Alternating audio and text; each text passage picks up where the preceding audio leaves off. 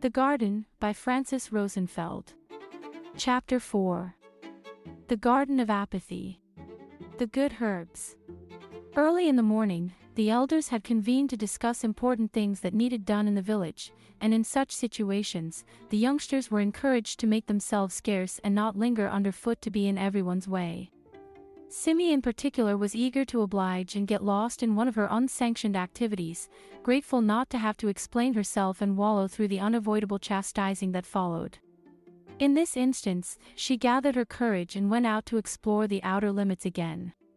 It is strange the way the mind works. Meanwhile, she had learned about the horizon and the curvature of the earth, a concept very hard to grasp in the face of seemingly contradicting evidence, but her heart was still pounding like a drum out of fear she would lose her village again, and listen to its own worries, justifiable or not. The creatures of the wilderness had cut a dirt path through the tall grasses of the meadows, a path she decided to follow, just to see where it led. There is nothing here, she told herself, trying to chase away the disappointment engendered by the unremarkable nature of the world beyond. Ever since she had set her mind on finding out what that world looked like, she had imagined it 1,000 times, and in her mind's eye it was always miraculous, unearthly, and extraordinary. It had living waters, and treasures beyond belief, and even, at some point, she fantasized that once she got past the wall, immortality awaited her there. Is it all like that? Cimmy continued her inner musing.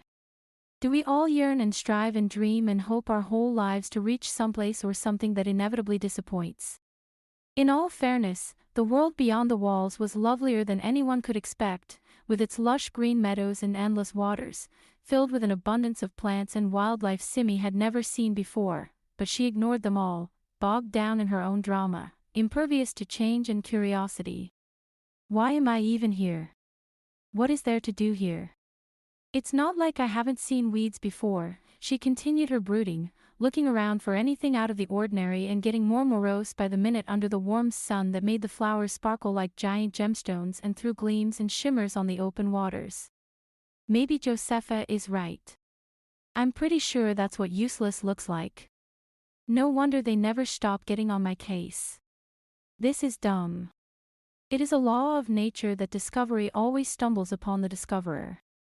You can look for something for 20 years, you can give it all of your attention, all of your love, every minute and every breath, and you will come up with nothing, thin air, while the entire world laughs out loud at the haughty fairy tale that so evidently eludes you.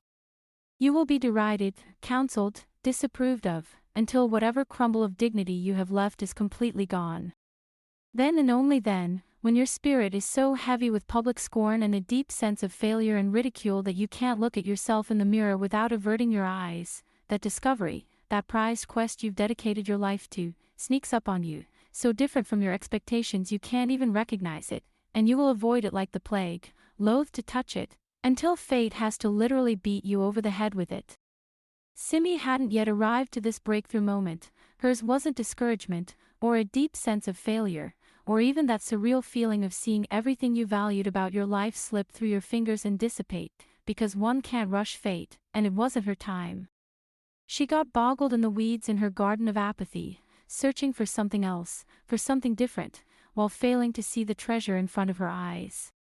You don't recognize treasure you haven't seen before, because treasure is a social construct, not an intrinsic quality, otherwise every single one of us would constantly be in awe of every drop of rain. Her social conditioning had always informed her that weeds were useless, just something that gave her more work to do and took precious space that could be used for crops. What did it matter if their roots looked like gold threads or their flowers were bluer than the sky?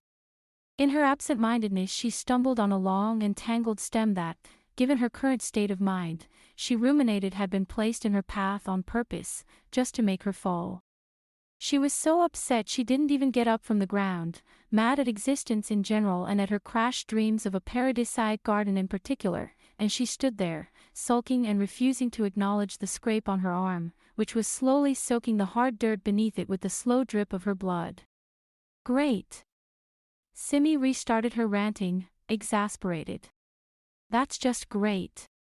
Of all places to get hurt, it had to happen here, where I can't find a rag to dress the wound. What am I going to tie this with? Weeds. Worthless waste of space they are, too. The village was too far away, otherwise she would have run back to find said rag and stop the bleeding, but in her current state she simply didn't feel that it was worth the effort. The scrape was stubborn and wouldn't stop bleeding, which was insufferably annoying, like all things in this life that you hope would end all by themselves but don't. Yeah, now I have to worry about this stupid scrape. Oh, what's the use, she continued mumbling to herself, while Faye was staring at her with little beady eyes, confused about the drama. Bleed out for all I care, she cursed her wound, which refused to cooperate. A subsequent assessment of the injury made her change her mind, so, still fuming mad, she started looking around for something she could use as a dressing. The field answered her quest by graciously bringing to the forefront a variety of broadleaf natives, of which she picked one that looked sturdy enough, wrapped one of its large leaves around her arm and tied it with the dastardly stem she'd stumbled upon in the first place. It took some effort to do it, too, because the sap vessels inside the stem were very long and almost impossible to break. She wrapped her arm the best she could and grabbed a handful of green twine for the trip back to the village, just in case her dressing came undone. She didn't even notice the bright indigo flowers that were still attached to the long unyielding stems, and whose petals got ruthlessly crushed in the process. "What's that?" Bertha asked, a crease between her eyebrows at the sight of blood. She was always furious with the children if they happened to get hurt, the main reason Cimmy had learned to tend to her bumps and scrapes all by herself and let no one else be the wiser. "You can't help getting yourself into trouble, can you?" Bertha started the attack. "Do you think we have time to tend to your fever if that cut starts poisoning your blood?" She pointed to the offending arm, accusingly. "If that wound turns foul, I'll let you rot," she threatened. "Let me see. And you put that dirty leaf on it, too. I swear, sometimes I wonder if God doesn't try to do the village a favor by getting rid of the likes of you." She grabbed Cimmy's arm and removed the improvised dressing on it before the girl had time to protest. The cut had completely closed and a sturdy scab was forming on top of the wound, to guarantee that no dirt was going to get into her blood and make it foul. "How did you?"